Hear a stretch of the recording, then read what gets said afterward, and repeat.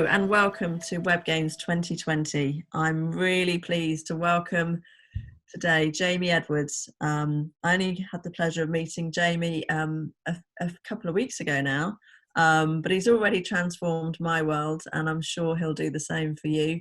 A former basketball player and now a performance coach, Jamie has the privilege of working with many household names, sporting professionals across the sporting arena, but also the business world too. So I'm looking forward to hearing more of your stories, Jamie, today. Hi, welcome to Transform. My name is Jamie Edwards and really looking forward to doing this work with you today. Transform, what a great concept for the conference. I like the word transform more than I like the word change. Yes, in challenging times, most of us human beings know something has to change, but human beings don't like change. So if you're going to go to a different level, yeah, things have to change. But the word transform is something that I talk about in my world, which is the area of helping elite athletes go to a different level, not just with their game, but outside of the game. And I want you to grab a pen, grab a piece of paper, because we're going to take a lot of notes. We're going to take a lot of notes. If you just sit and listen passively, it'll go in one ear and out the other. What's important is that you are going to capture some of the information, and I want you to be able to apply it immediately. So, my background, former basketball player in another life. You can see here, Manchester United used to have a basketball franchise many years ago. I'm 6'5". Well, I used to tell everybody I was 6'5". I'm actually 5'6", but I just used to turn the numbers around, which was a very, very small shift in my thinking, but had a massive impact on my performance, had a massive impact on the people I was playing with or against. And what's interesting for me is that I got introduced to mental training at a very early age. So in this picture here, I was probably around 15, 16, playing for the best team in the country at under 19s level, and I had a mentor by the name of Alton Bird, arguably the best American to come to this country. And Alton said to me, he said, Jamie, the difference between you and the next player actually didn't say player, said person. The difference between you and the next person is not talent or ability, it's how you think. And that stuck with me from that age all the way to today, whether it's in the business world, the sports world. You know, somebody walks into your business, somebody walks into an environment with a piece of paper and they've got the same qualifications, they've been on the same training course, they've got equal skills. What separates them? One does this, one does this. What's the difference? How they think. So my curiosity led to working with many, many elite sports stars over the years. Many years ago, this guy here, you may remember him, Andrew Flintoff, the Ashes 2005, good technique, trained his body, left out training his brain. Pressure got to him, expectations got to him. So we added something in between all of those test series, the test, that summer, that famous summer, and his game goes to a different level. What you saw was this world beater, this man of the series, the guy that I saw in the box at Old Trafford Cricket Ground, confidence gone, belief gone, all because of one poor performance. So we're going to add to your game just something small that can make a huge, huge difference. The other guy on this side, Lee Westwood, European, world golfer, has been a superstar in his time. Lee said to me he'd fallen off the planet. He'd been as high as world number 5 at the time, dropped off the planet, and said to me, Jamie, I should be beating him. I should be hitting the ball closer. I said, Lee, you should be exactly where you are today. Think about this. In your world, right now, are people saying, I should be this, I should have a job, the business should be doing this? I said, Lee, you are shoulding all over yourself. So what I want you to think about is that in this time right now, and yeah, I'm changing gears, we've got a lot of content to get in this short period of time, and I want you to write down this question, 2 questions actually. I want you to write down this question: how does this apply to me? Not me, you. How does this apply to me? Write it down. How do I take action? That's the second one. How do I take action? Because I know you've been to lots of trainings, in work, outside of work. If you're not even in the workplace, you might apply this to something else. But you've been to lots of situations where you've learned something new and then not applied it. Not in this session right now. You're going to leave here and you're going to apply something. So this is about stopping shoulding.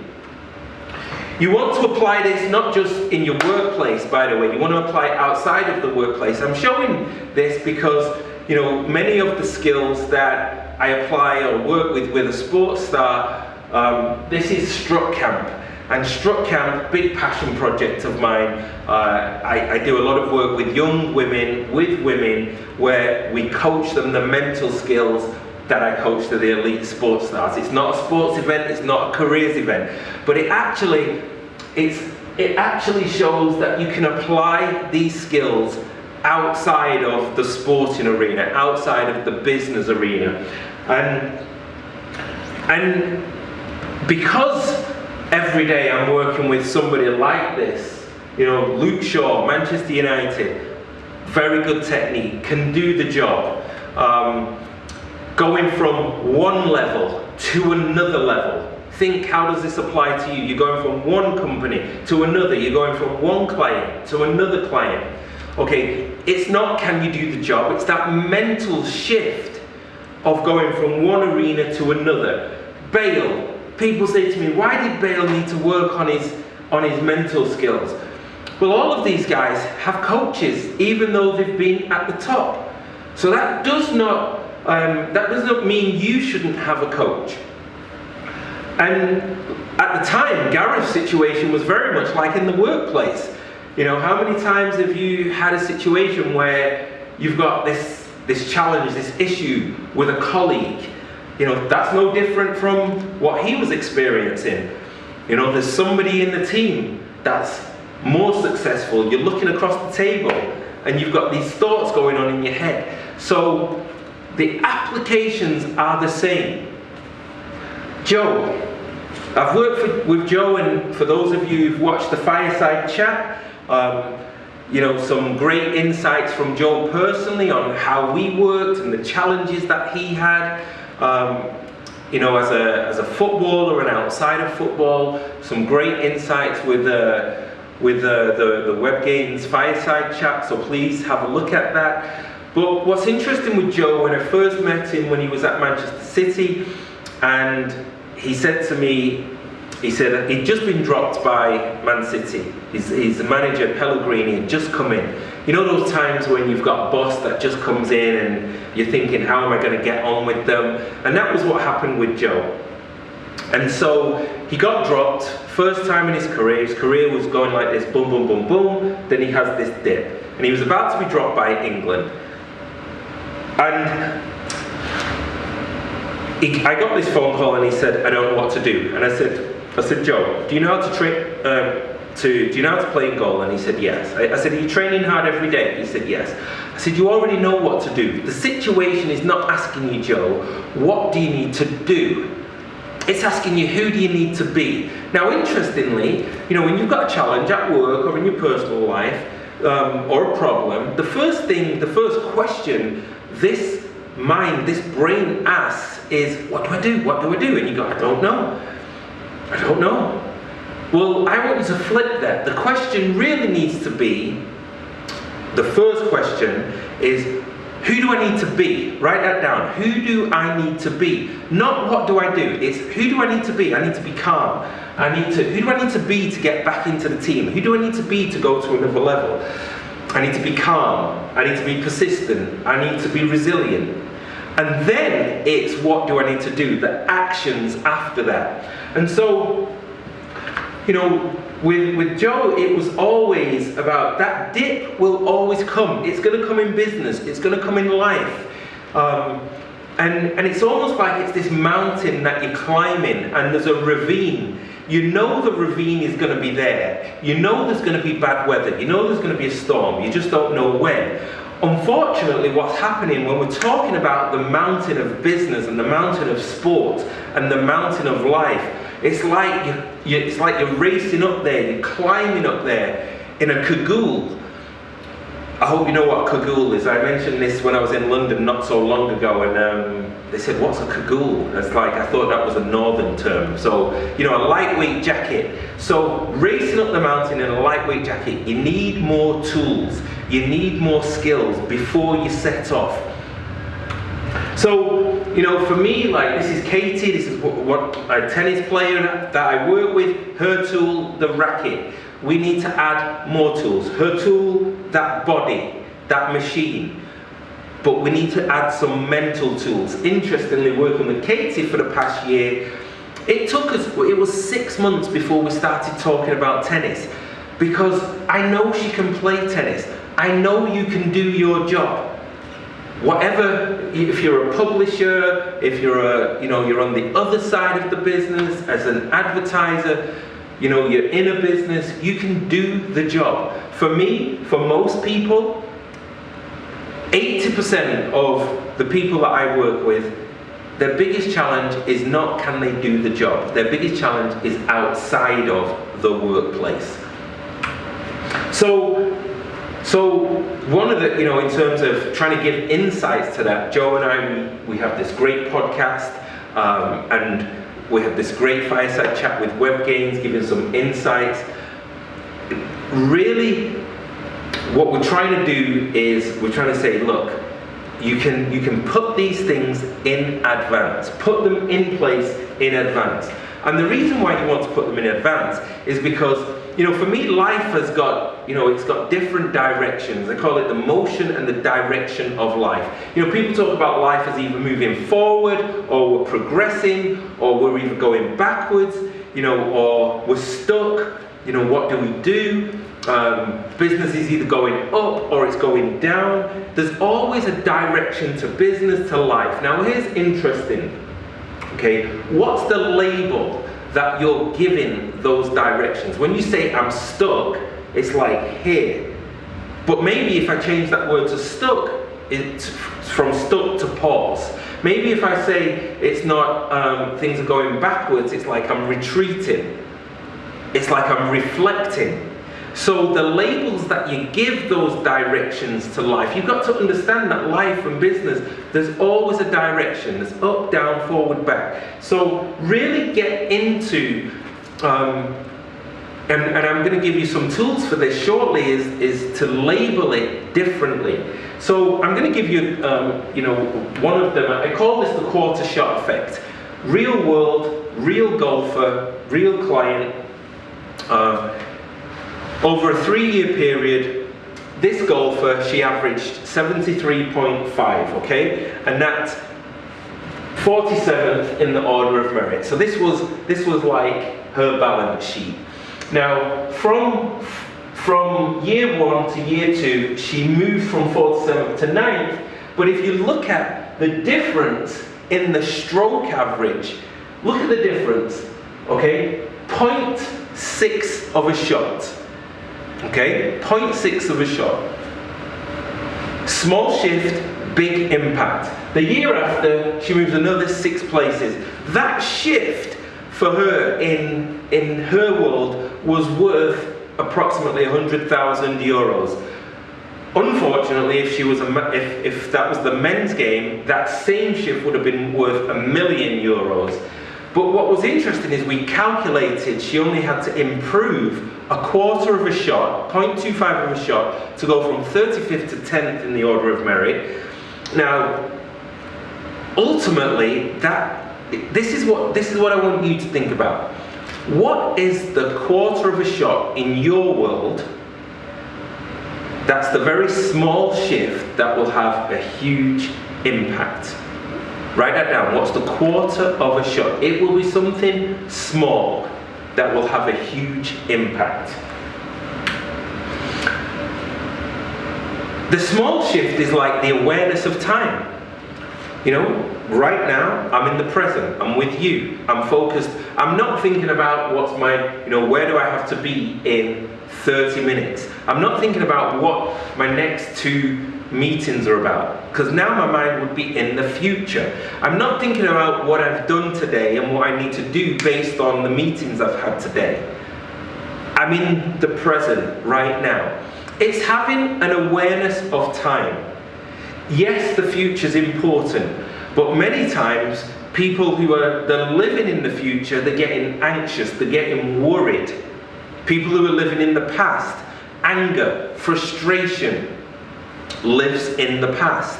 When you're at your best, when you're at your very best, when you're in sports and you're at your very best, your mind, you're grounded in the present moment.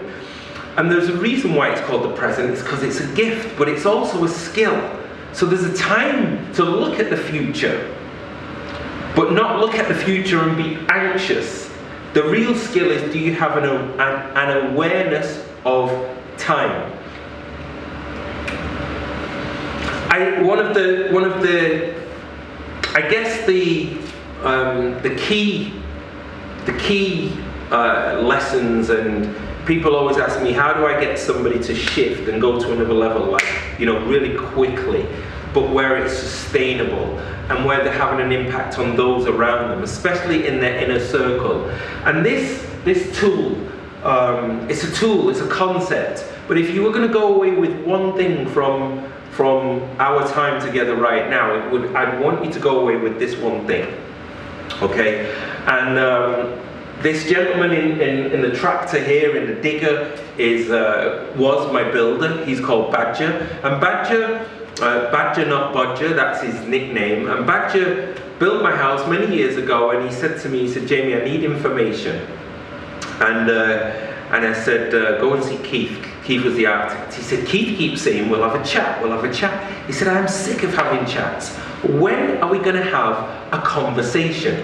And that became the mantra on the building site. Became the mantra, the saying.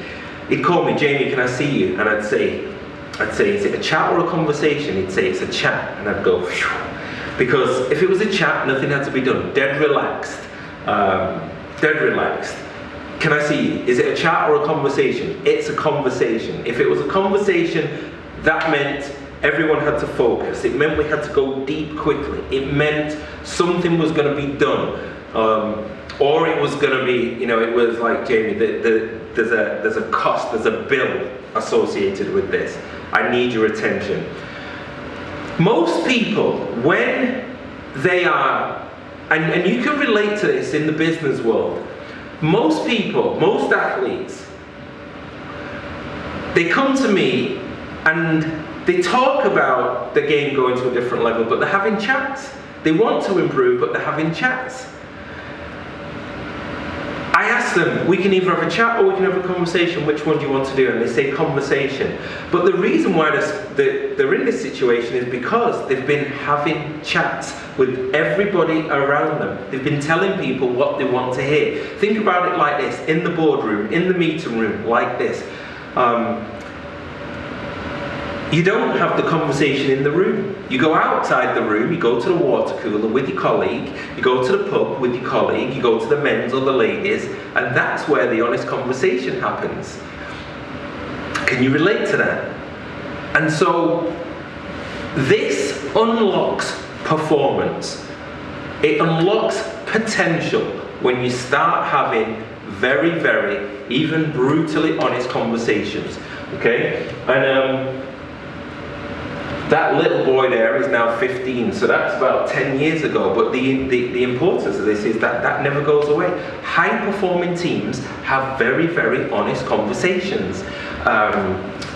Inner circles, families, when you're having those very honest conversations and you're having that conversation, and by the way, there's an art to it as well, but the context of start having, I remember being in a meeting with a HRD of an insurance company, and he said, he said to me, because I'd done a session with his team, and he said this concept has gone through the business. He said my chairman and chief executive, they have performance conversations, but we've built and bred a culture of people who have performance chats. And he said your concept has gone through the business, and he said people are now starting to say, is it a chat or a conversation? Okay, so you know the distinction between the two. I guess this really relates to most teams and businesses. They talk about we've got to improve, we've got to be better, and they use the word we. In this context, it's the word us. Okay. But I want you to write this down, me, us, them. Before we, as a team, as a business, can go to a different level, before we can transform, I have to transform. It's me first, then us, and then them. That's I go to another level, and now I can contribute to the group. When the group goes to another level, now we can serve stakeholders, clients, fans, if it's in sports. We can then serve other people better.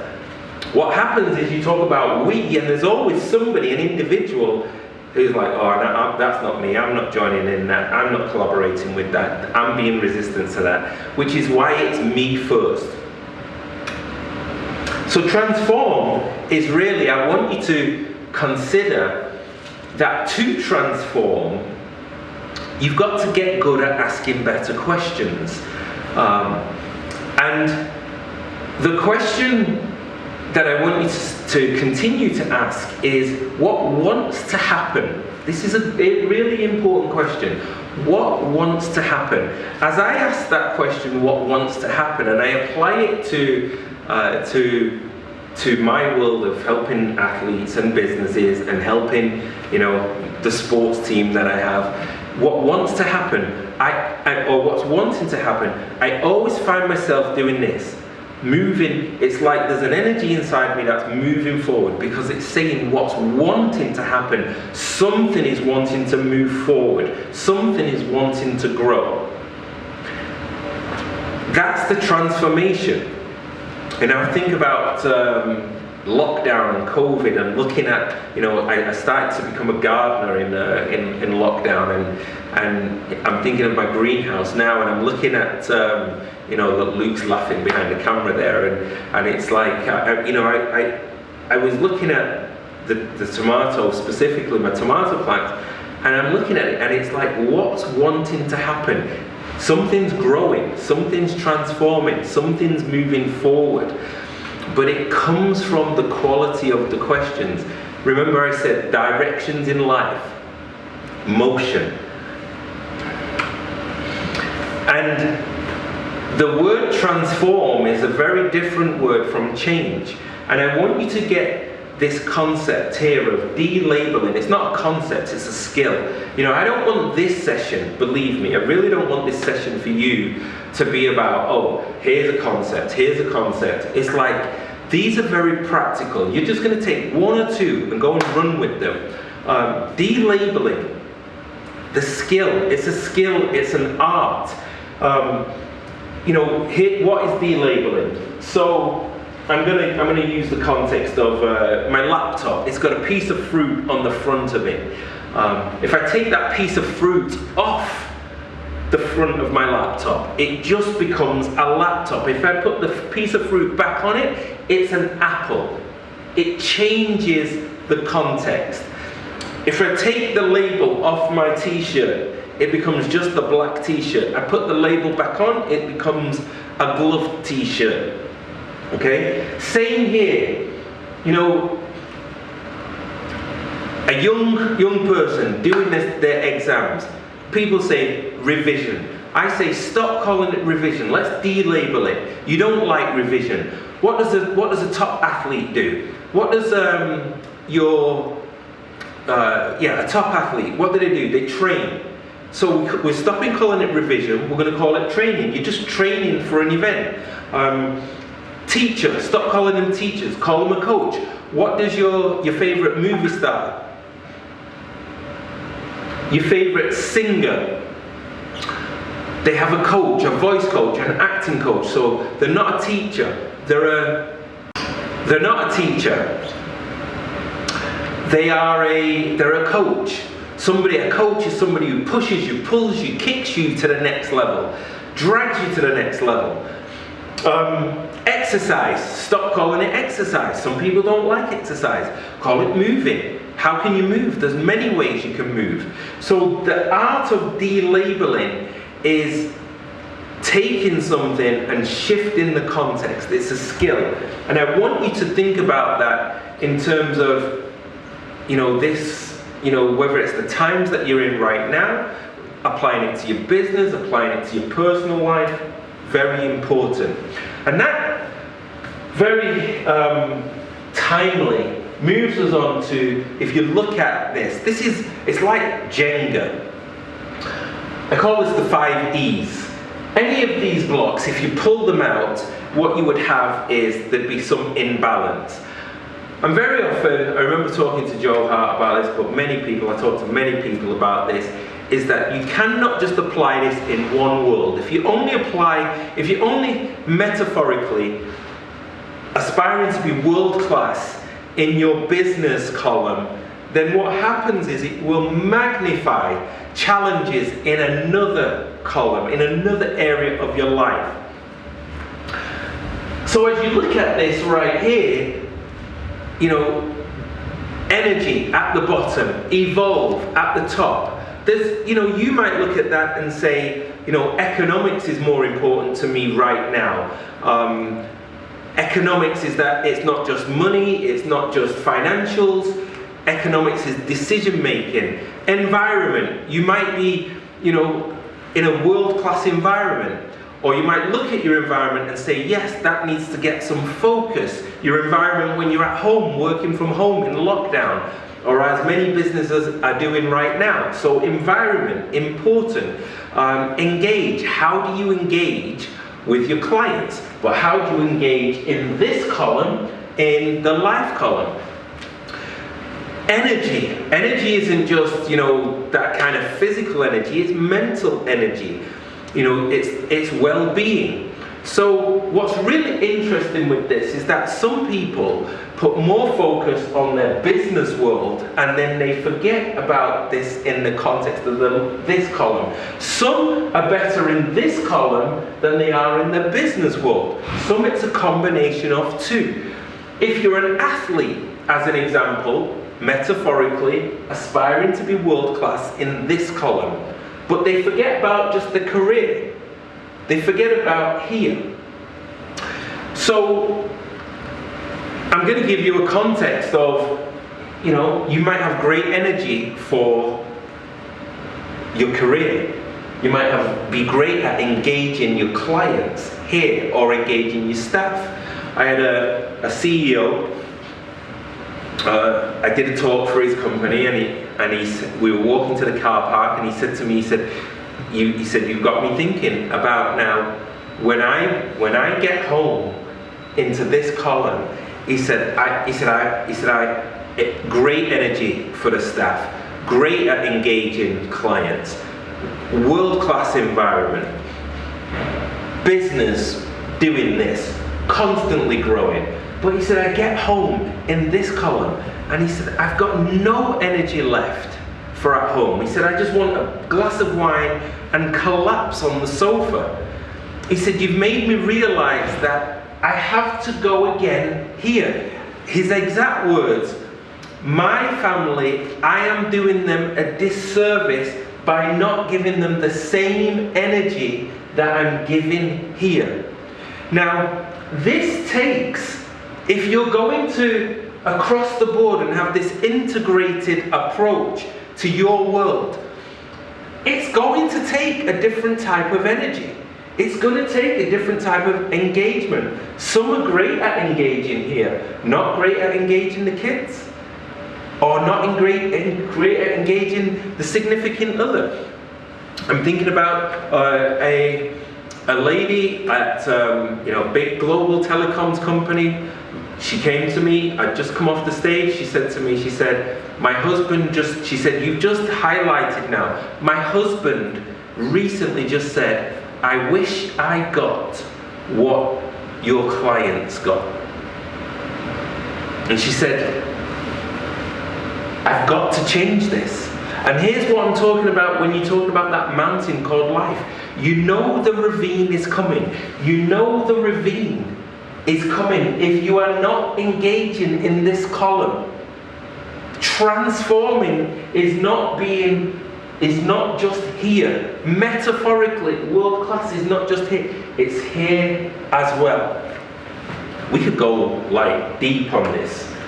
So, what's the mentality of being able to transform? Is first of all, it's knowing the ingredients as what you like at your best, what you like at your worst. Many people just get up out of bed and they're like, oh, it's just a bad day today. And they go into work and they go into the team environment and people know that they're in a bad mood. But then sometimes you wake up on the other side of the bed and you're in a great mood. And you're in, it's like, but the word that I always hear, especially in the unforgiving world of sports, is consistency. I want to be more consistent, but you cannot be more consistent unless you know what you are like when you are at your best. What are the ingredients when you're at your best? So I want you to consider that and write down and think of a time when you were at your best with a client, or if it was sports. And I do this with all my top guys, everybody, doesn't matter. I want them to know. If you were a chef, you would know what goes into your favorite meal. And I want you to contrast it and know what you like when you're at your worst. And so you can be like, okay, I'm aware of that now. And ultimately then what it comes down to choice. So you either choose to be on this column or you choose to be like this. It's not just a fluke that you're feeling like you're on it. It's like by design. And by design, it's like, I love this, it's like, the mode determines how you play the game. See, like this remote control, it's got on here, somewhere it will have, it will have mode, okay? And I can choose the mode. My mobile phone has airplane mode and silent mode. You have a mode, as we all do. We have shrink mode. Are we shrinking and contracting? We have modes where we're going to blame people. We're going to blame COVID. We're going to blame the times. We're going to blame the client. That's blame mode. We can be in learning mode like you are right now. You're taking information in. So the mode is usually triggered by accessing a certain intelligence. And very often when transformation starts inside, I often say, write this down. Business transformation starts and is preceded by personal transformation.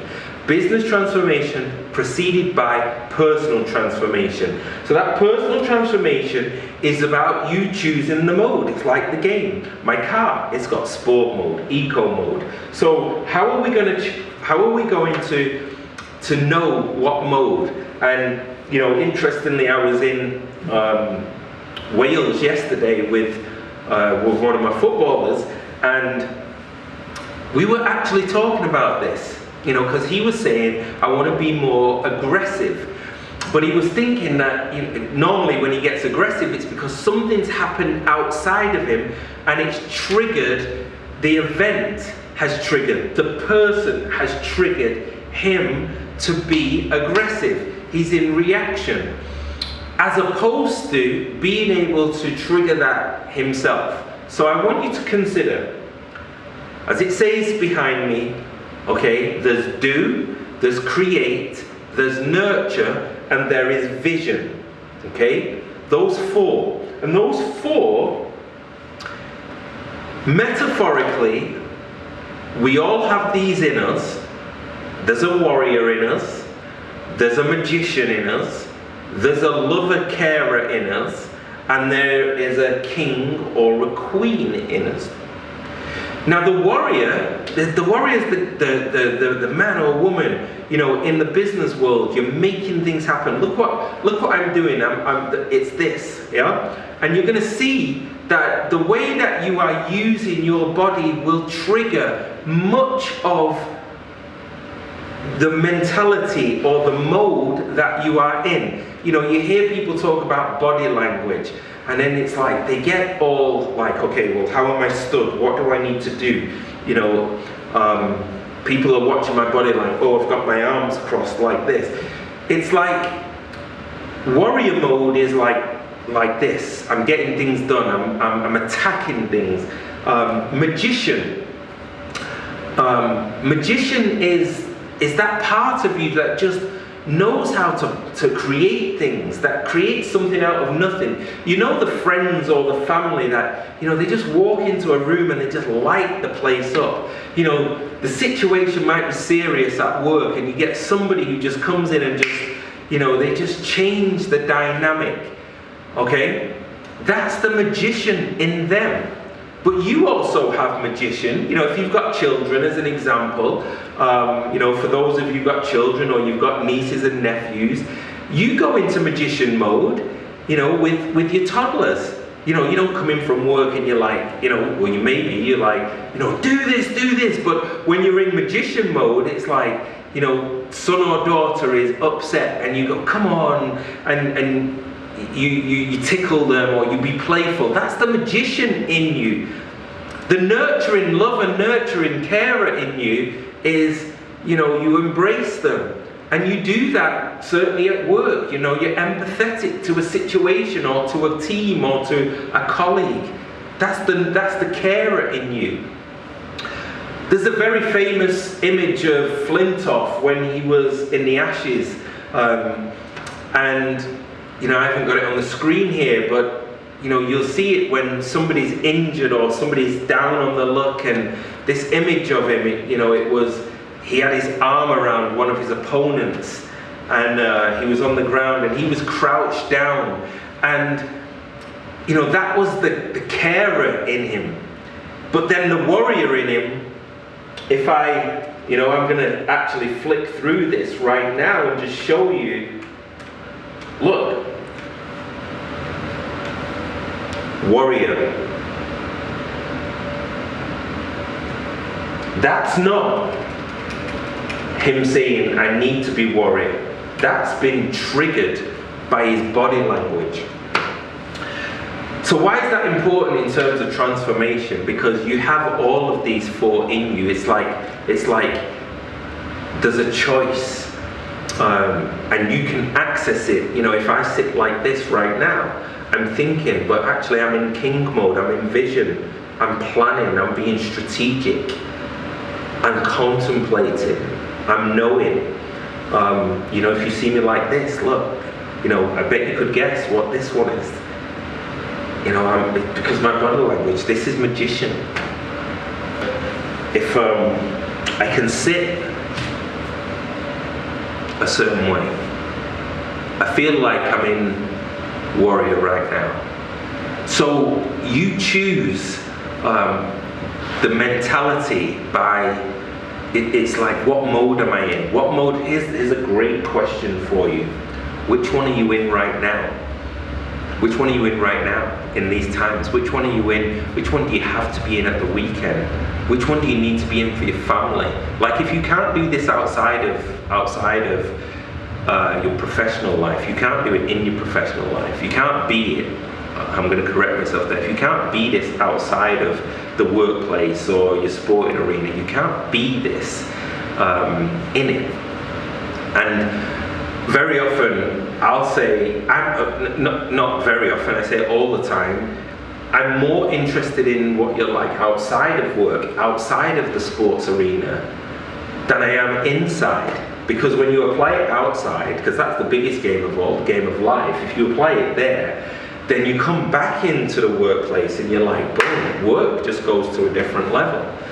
And, you know, by the way, you know, can you guarantee what that's like No, you can't guarantee the events, like the events of the times right now. You can't predict that. What you can predict is how you're going to react to that. A great way of reflecting on this, and a great tool for nurturing your mental energy as well, is, I call it many things, but 3-shot diary, playbook. And I'm going to find my playbook right now. It's in so my playbook here, just been passed by Luke.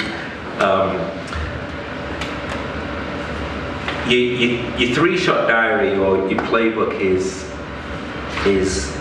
a tool. It's a tool to get things out of your head. I know you've got a journal. I know you've got a notebook at work. What I'd like you to start doing is writing down not just your ingredients, but I'd like you to start writing down the 3 best things that you do in a day. If you're a goalkeeper, as an example, you write down your 3 best saves. If you're a midfielder in football, you write down your 3 best passes. If you're a golfer, your 3 best shots. If you're in the business world, you're writing down the 3 best things of your day, of your meetings. And I know you're human, you're not going to do it every day, but you're going to capture, you're going to catch up with it at the end of the day. Why do you do that? Because ultimately, you're going to have a collection. And there are only so many things you do when you're at your best, but what you're going to start to see, you're going to start to see patterns. You're going to be able to start looking back and going, wow, look what I was like against this team. Look what I was like in that meeting with Webgains. Look what I was like with that meeting with the marketing team. The ingredients. How did I speak? How did I answer questions? How did people respond to me? The main reason for writing this down, and someone asked me, do I just write down the good things or do I write down the bad things? You don't want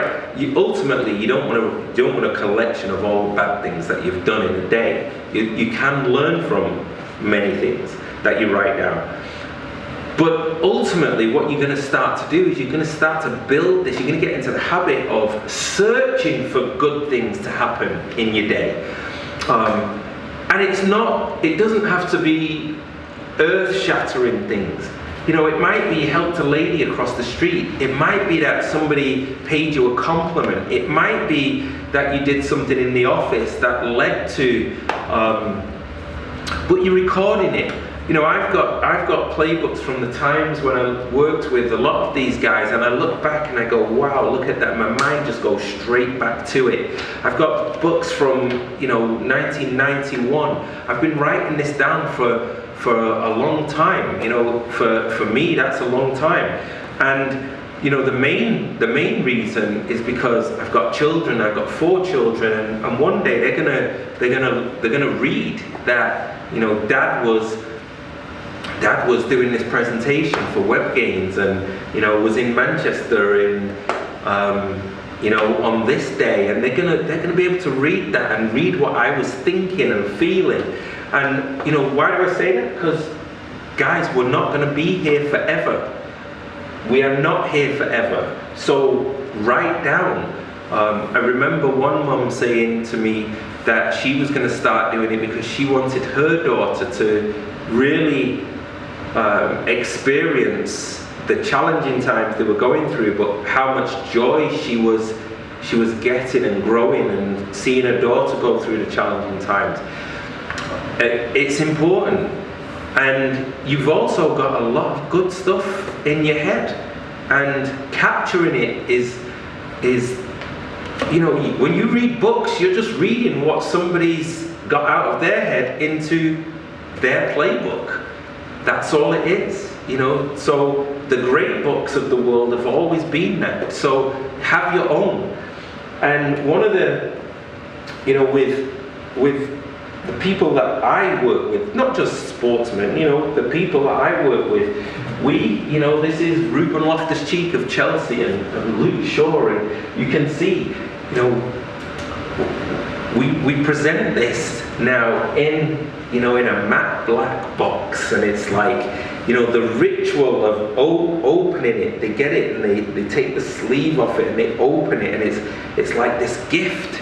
And really what we're doing is we're delabeling. We're delabeling, not just saying, oh, you need to write in a diary or a journal. We're delabeling it and saying, this is special, what's in your head. Okay, so get a special book and start writing it down. Okay, so open to the unknown. Be open to, not knowing what is next. That's a skill. Being present. Your mind wants to know what's next, what's happening, what do I need to do? I think being very open to the unknown, and the more you can deal with not knowing, the more successful whatever that will be, you'll be. The more you can deal with uncertainty, that's a better way of phrasing it. The more you can deal with uncertainty, the more successful you will be. But uncertainty freaks people out, and there's ways of dealing with that. Be present. Lots of ways you can be present. Your breath. Be present with your breath. Be present with your surroundings. Be in nature. If you're with people, be present as opposed to being somewhere else. Like That's a skill. Stop telling you to stay out of the story. Stay out of the story. Well, it's because of this, it's because of that. No, brutally honest conversation, facts, why. That's another way. And mind your language. It's a nightmare. We can't do it. Just mind your language. Be very mindful of the words that you are communicating to yourself. What are the learnings? I'm going to take a quick pause now. I can't believe the time, and it's just gone like that. But learnings, discoveries, questions. What are your LDQs? What are you learning? What are you discovering? How do you apply it? And I realise it's not there for everyone, but I think it can. It doesn't just help me in football. It helps me as a person. It helps me in my relationships. So it's key. If you really want to buy into it and you want to accept that you're not perfect, but you've got some good traits that you should really work on, I think it's good for everyone.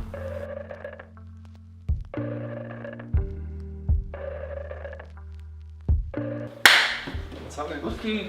Look at the wind's blowing. All good? Yeah, all good. Well. Welcome to the boy. John, nice to meet you.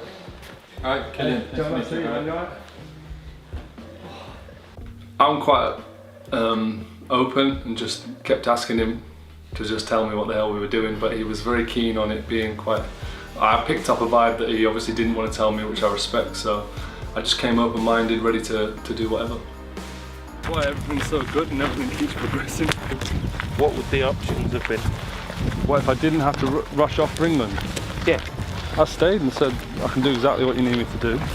I'm definitely going to use a lot from the exercises. I'm going to find, here's the drill, I'm going to find Joe's location for where he wants to hear the word wall from. Wall. Fun. Wall. Fun.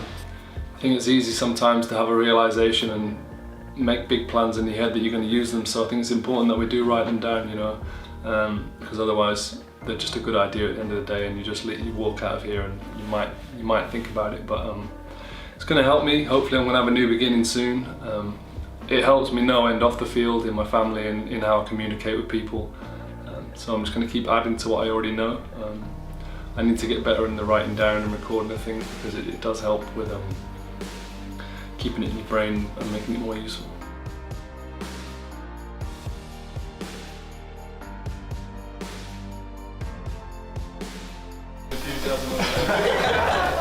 The billboard idea, I literally had no idea what Jamie was on about, and I actually thought that we were going nowhere.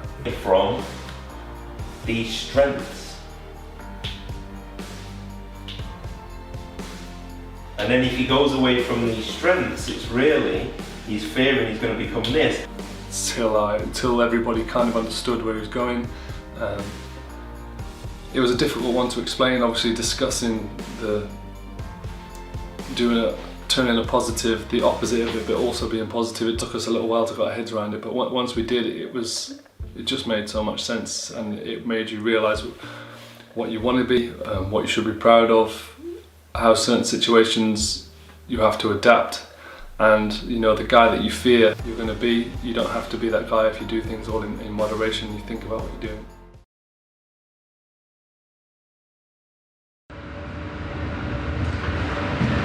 So the transform, few things that I think there's several tools that maybe you could pick one or two from today and really apply. The key thing is not just taking it as information, but going away and applying it. And if you look on the Webgains platform, you'll find that there'll be a couple more ideas that you can use, not just for your professional life but your personal life as well. Enjoy the rest of the conference and the rest of the material, and even in the other sessions, think, how does this apply to me? How do I take action? Enjoy the rest of the year. Great, thank you so much for that, Jamie. Lots of food for thought there. I'm certainly in warrior queen mode now. Great storytelling, but also some fantastic tips and some practical tools for us all. So lots of insights to dig into. I've written down your questions from throughout your talk there, but I now got a few of my own that I'd like to dig into. I love where you started with the concept of modes and movement. I think we all have a burning desire as humans to progress. That concept is innate in us as humans, to constantly be moving forwards. And I think when COVID hit, it forced us to reboot. I know I was forced to kind of pause and smell the roses and watch the tomatoes grow. And I think there were probably sort of two types of people when we went into lockdown: those that were trying to sort of plow on through, get to the other side and continue business as usual, and those like myself, and I think you too, who took that as an opportunity to reflect, to take time to kind of pause, and I think that's for me when this concept of transformation began to sort of take root, as we hurtle through life at 100 miles an hour. We now have this opportunity to pause, and time is precious. So I'd love to hear more on your thoughts on how we can take time to transform. I think I hope that everybody got one or two ideas from that. My thoughts on transformation and time, as I said, life is about motion and direction. So sometimes motion is fast and sometimes motion is slow. Transformation, when lockdown came, for many it was sudden change. So it was like from one environment to another. It was like you had to do one thing and change to something else. And at best, humans don't like change, but they know that they've got to do it. And so in many ways, there wasn't a choice. But as I look outside my window to the greenhouse, which I'm not green fingered, but in lockdown, that did, I added that skill. And I was fascinated. Michelle she kind of smiled at just my wonder, going to the greenhouse. And I was like, wow, look what's happened today. And I found myself saying, why is it not growing quicker? And she said, it takes time. And that process for a tomato, that process for a pepper, For a sunflower, I was fascinated by the sunflower because it was something I saw every day, and I went and watered it and nurtured it every day. But it had its own time frame. I couldn't give it more water and think it was going to grow quicker. And I think that's the same with where we find ourselves now. Do you have to pause? And is there a process for you, whether it's professionally or personally, coming out of this time, using this time, going into this time? But if you try and speed it up, then it's like you're trying to control something that does have its own process. You've got children, I've got children. You cannot speed that cycle up of 9 months. They're not going to come quicker, and they're not going to take longer. There's a process. And I think sometimes it's actually accepting that that's what's happening in transformation. Yeah, I completely agree. I think, as we said, life is a journey, and yeah, you can't speed things up. And I think sometimes you become impatient, don't you, when things aren't happening as quickly as you would like. And I know for myself, in lockdown, I kind of created this mantra around creativity and collaboration, because I realized that being productive,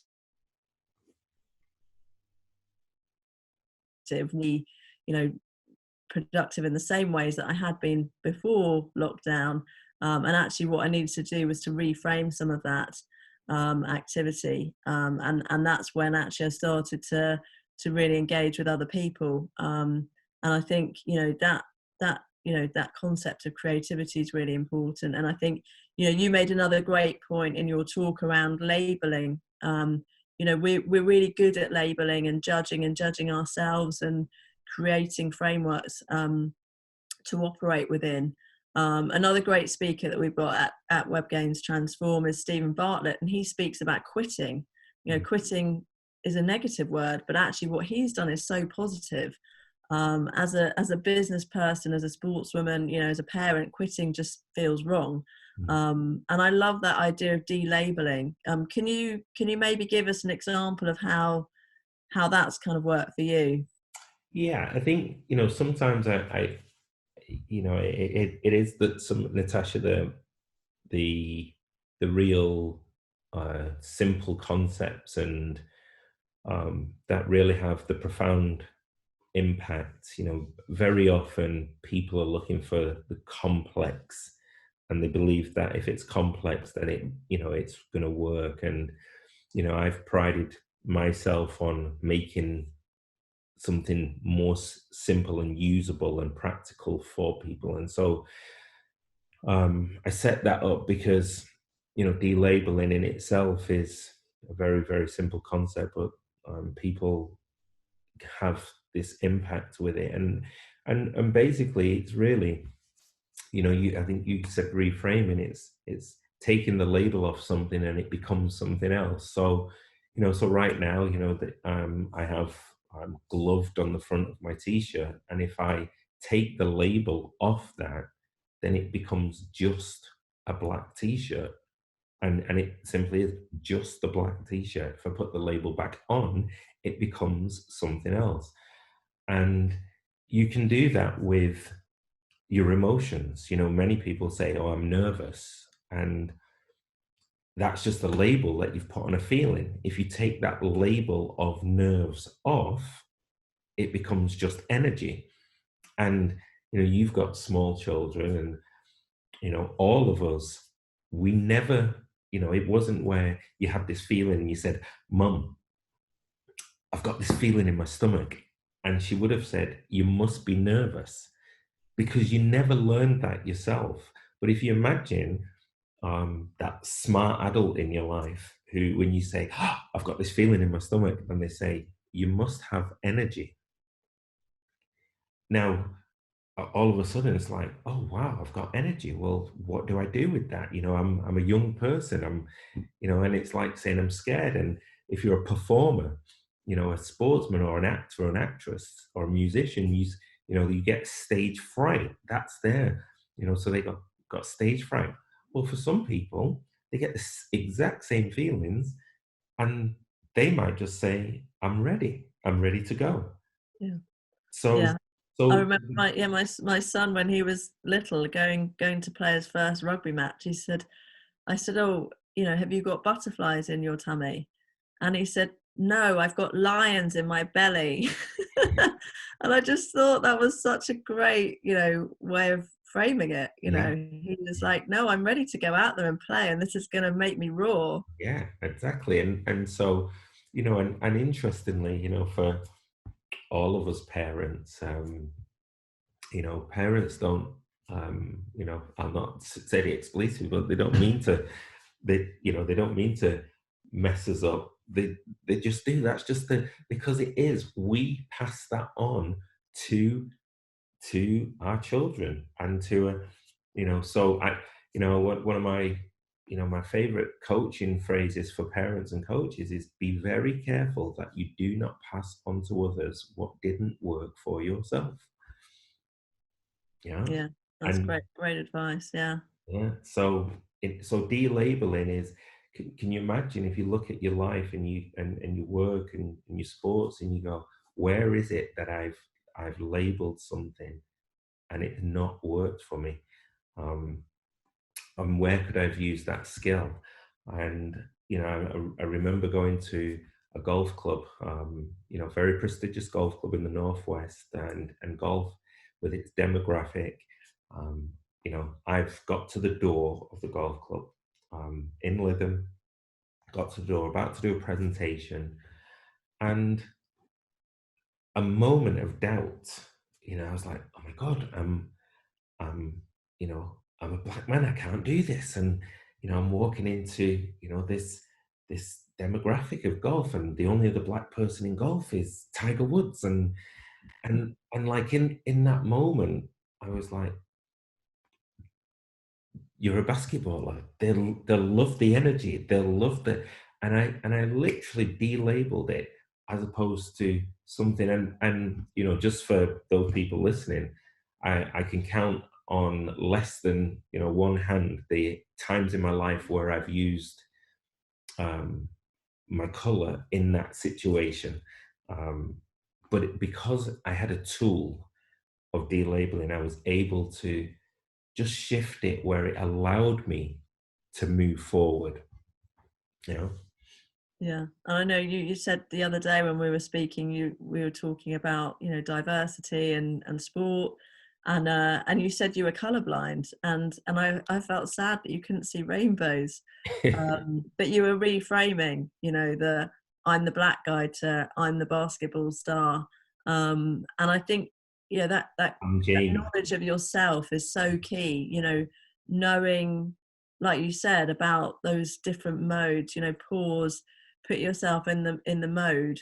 How do you do that? I mean, is there a, it sounds sensible, it sounds like something I would like to do, but it's, yeah, how do you give yourself those triggers? Yeah, I think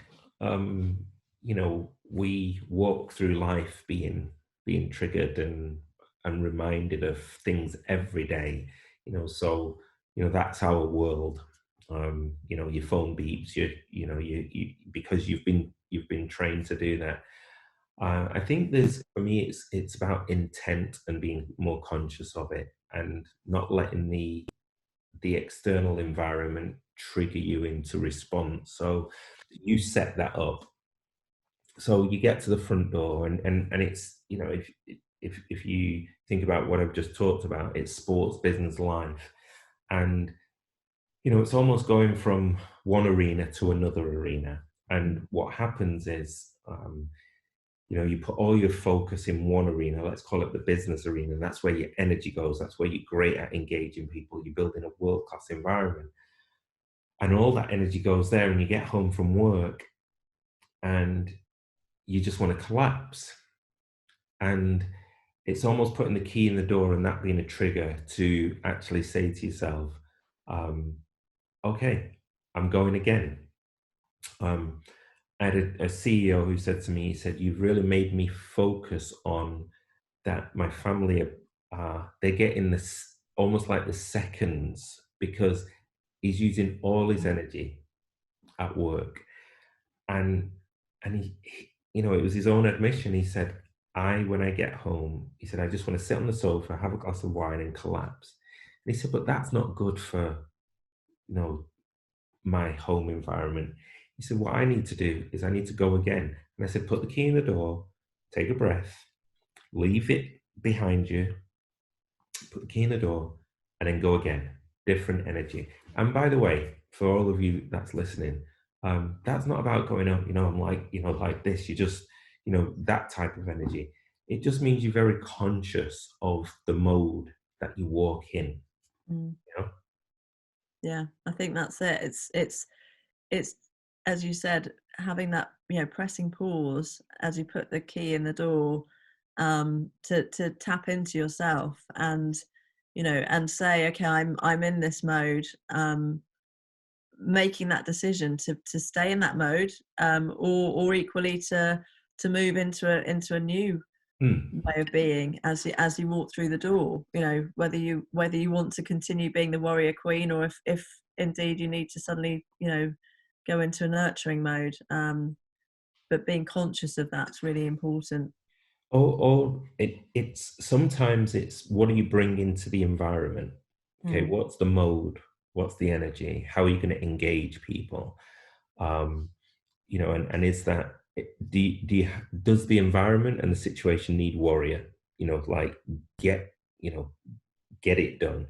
Does the environment need you to be magician and change it and be creative, bring a different lighter energy, or is it you that needs that? Maybe you know you have been too concerned, too worried, too much in the future, um, and you need to lighten up. You need to go and see your girlfriends. Go and see your girlfriends. Go and go and play with the kids. Go and play yourself. I'm just popped to mind, and a very good friend of mine who, she said, I've been in warrior mode too much, and I need to be in magician and lover mode for my partner. She said, I've just been in warrior mode. Now that can be a negative, and it can be negative warrior. So I think for it's more about people having an awareness of, rather than just running through the world and being, I've got to work hard, I've got to work hard. Yeah. Yeah. Yeah, So one of the other tools that you mentioned in your talk was around that idea of keeping a record. I think these triggers are really important. The key in the door, you know, whatever that might be, you know, as you're brushing your teeth or whatever it might, you know, but actually keeping a record and you know and maybe, you know, holding yourself to account a little bit through that journaling process that you talked about there. And I know that's something that so many people have kind of given me as advice. So many books kind of talk about it. If there's one thing that I will take from your talk, it's that, you know, you just shared with me today your journal from 15 years ago. Tell us a bit more about that as a kind of a kind of tool that you use through your life. well, I think it feels like I'm getting quite emotional just thinking back, because I shared with you that, and it's just because it's on my desk. I've had it. I've probably just talked about it with a few clients recently. I think the context, Natasha, is that we think we're going to be here forever. Mm. And I think 2020, as does most years, but 2020, there are people in your life, either or there are people who are in the public eye that we've seen. The Black Panther actor Kobe Bryant, Terence Conran, just recently. Not just because they're famous people; it's just human beings. We're not here forever, and the context of writing things down is not a new concept. It's like you read somebody's book, that's just their thoughts in their head that they've been writing down. So many years ago, just talking to sportsmen and asking them to write down their, what they were doing in the day, how they trained, but specifically, what were the three best things that you did today? And most people, when they come to me, are like, there's this dip, and we're trying to get them back on track. Um, I believe that that's changing because people want to look at this not when things are going wrong. And so, but the process of writing something down, three things every day. You're human. You're not going to do it every day, but you are going to start recording what's happening. Um, and it's not just for yourself. The fact that you can read it and go back, and you can go, "Wow, look how I played against this team. Look how I trained this week, and look at there's a thread. There's, if you're a chef, you don't just come up with an idea and, Jamie Oliver, Gordon Ramsay, they all write it down. That's why they sell cookbooks to us.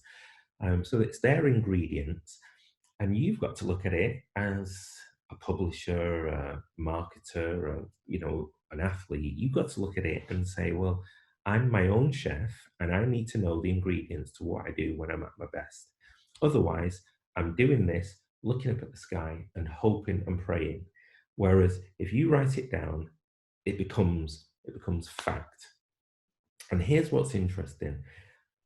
Most people who are not feeling great about themselves, well-being, mental health, their life is not too dissimilar, plus or minus, than somebody who is happy. The difference is there's some gratitude and a practice of that, maybe consciously or unconsciously, from the other person. So what this does, you start to write down the three best things that have happened in your day. You don't have to be world beating, you haven't won the lottery, you haven't got a job promotion. It's just like what you're acknowledging and working with this and saying, that was good, that was good, that was good. And all of a sudden, it's like you're depositing in the emotional bank account. And for many who are in challenging times, they've got no reserves because they've not been depositing. And they're looking, and this is the thing, you're trying to transform, and there's nothing in the tank. Yeah, and you need that energy, don't you? Like you say, and you need those things to draw on. Yeah, it's a deposit. I gave a talk to the NHS, and I love what they've done, and it wasn't because it was the NHS. It was last year, so it was about this time last year. And interestingly, I asked all of the group. I said, "How many of you have a practice of being still or writing down your thoughts?" And they said, and there was like 3 people in this audience. And I said, "How can you be asking people to be well, but you're not practicing that yourself?" Mm. And so it's almost like, again, it's back to, if you've got children or you're asking your team to go to another level, then you've actually got to practice that yourself. I've been keeping one of these for many years. I showed you this one. This is, I'm smiling now. This is Friday, 16th of September, 2005. Big day in sports, that was, because that was when England won the Ashes, and I documented my work with Andrew Flintoff. And as I read through that now, my mind's just gone straight to that day. And, it says the Sky interview went well. Fred mentioned me in the Telegraph. Well, but I've put up, things like I met with Ruth Moss to discuss Raise Your Game, like that was just like it wasn't like Ashes Freddie. It was like just I met with Ruth to discuss something. Now, you imagine doing this through your business year, the clients that you meet, the friends that you meet. And one day, my children are going to pick up this when I'm not here, and they're going to read about, my days, who I've met, speaking to Natasha on Zoom, the grandkids are going to be like, what, what was Zoom? So I think it's more about also connecting with other people, and they can connect with you when you're not here, because the reality is that we're not going to be here forever. No, and I think you're absolutely right, Jamie. That's what life's about, isn't it? Making connections and being with people, and I could talk to you for hours and connect some more. You did warn me you could talk. Yeah. You could talk for days on this. But thank you so much for your time. You've given us a fantastic fantastic sort of shopping basket full of ingredients. I want to go and make something myself. I hope that everyone out there feels the same way. Really inspiring stuff. There's going to be more with you, Jamie. I know this is a transformation journey. We're really proud to have you with us on that journey at Webgains. So we'll post more of your content into our academy. We're going to keep talking. We'll keep connecting. But for now, thank you ever so much for your time. It's been an absolute pleasure. Thank you very much. Thank you.